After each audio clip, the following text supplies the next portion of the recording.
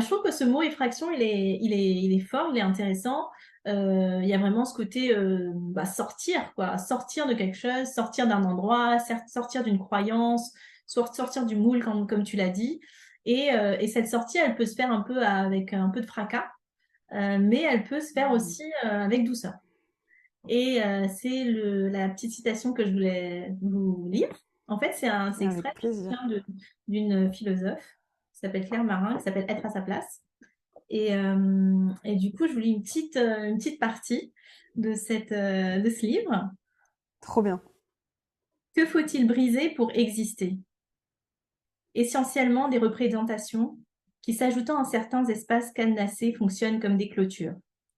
Même si le terme d'effraction suggère une forme de brutalité, il peut y avoir une approche prudente et progressive de ces nouveaux territoires.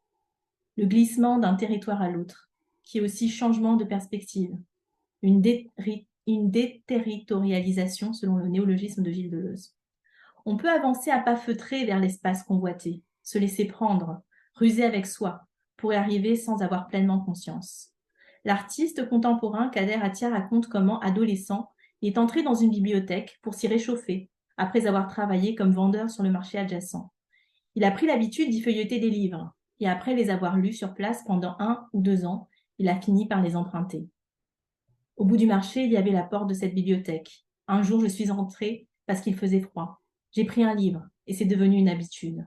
Un jour, j'ai eu besoin de les emporter et j'ai finalement payé ma cotisation, pris ma carte, plein de bouquins et je suis allée chez moi. C'est ça aussi, l'effraction.